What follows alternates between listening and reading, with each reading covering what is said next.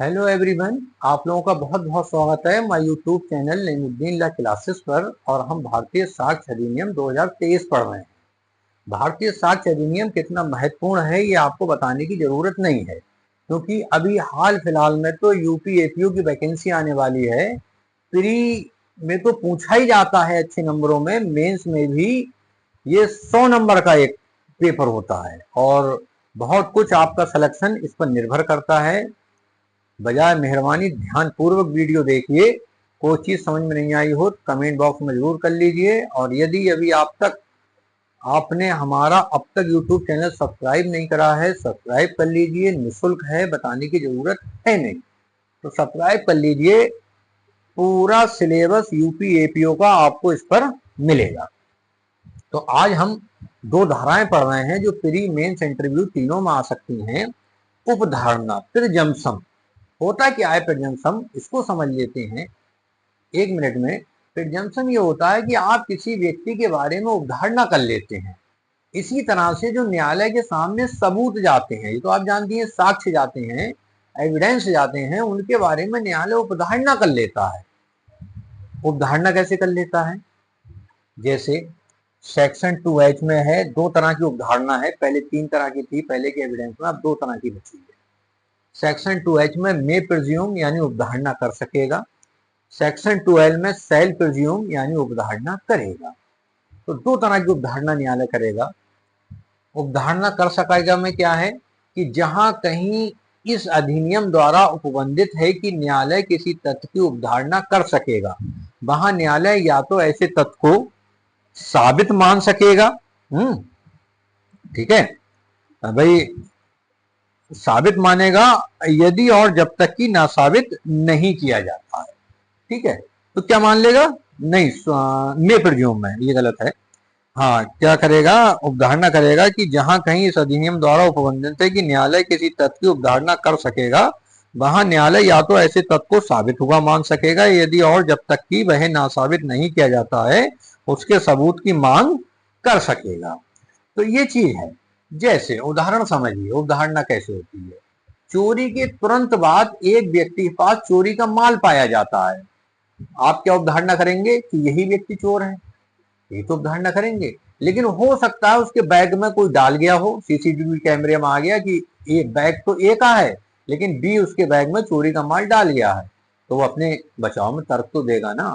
तो देखिए, इसमें कहा भी गया है कि जब किसी व्यक्ति के कब्जे से चोरी का माल चोरी के तुरंत बाद पाया जाता है तो न्यायालय ये उपधारणा कर सकेगा कि वह चोर है, या ये जानते हुए कि माल चोरी का है उसने प्राप्त किया है, परंतु जिस व्यक्ति के विरुद्ध न्यायालय ने उपधारणा की है उसे न्यायालय साक्ष्य देकर ऐसी उपधारणा को खंडित करने का अवसर देगा।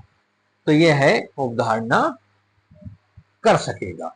जो दूसरे प्रकार की उपधारणा है वो उपधारणा करेगा सेल्फ प्रिज्यूम। उपधारणा करेगा में क्या है, कहा गया है जहां कहीं इस अधिनियम द्वारा निर्दिष्ट है कि न्यायालय किसी तथ्य की उपधारणा करेगा, वहां न्यायालय ऐसे तथ्य को साबित मानेगा यदि और जब तक कि वह ना साबित नहीं किया जाता है। मतलब वो फिर साबित मानेगा जब तक कि आप ना साबित नहीं कर देती हैं।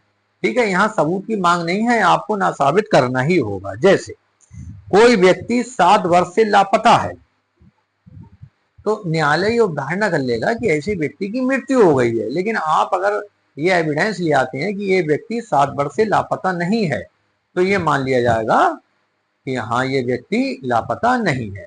तो ये 2 तरह की उपधारणा मैंने आपको समझाई। एक 2H है मे प्रिज्यूम यानी उपधारणा कर सकेगा, इसको आपको समझाया। दूसरा है सेल्फ प्रिज्यूम यानी उपधारणा करेगा, इसको आपको समझाया। सेल्फ प्रिज्यूम में यह है कि तब तक साबित मानेगा न्यायालय जब तक कि आप ना साबित नहीं कर देते हैं। उपधारणा कर सका में न्यायालय उपधारणा कर भी सकता है और नहीं भी, और सबूत की मांग भी कर सकता है। यही मेन अंतर है।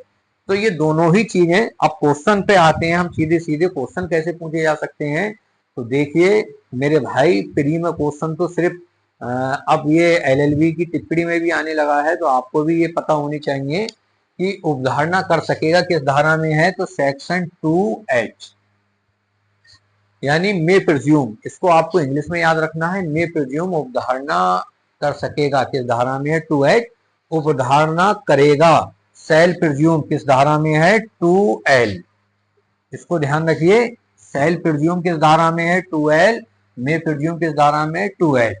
2H में मे प्रिज्यूम क्या होती है? अवधारणा कर सकेगा कि न्यायालय किसी जब साक्ष्य उसके सामने आता है तो ये मान सकता है कि ये ठीक है और उसके सबूत की भी मांग कर सकता है, लेकिन उपधारणा करेगा सेल प्रिज्यूम में है, न्यायालय ये मान ही लेगा कि ये बात ठीक है।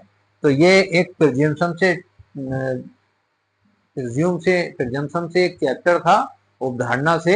इस वीडियो को आपने देखा, इसके लिए धन्यवाद। कोई चीज समझ में नहीं आई हो तो कमेंट बॉक्स में जरूर पूछिए।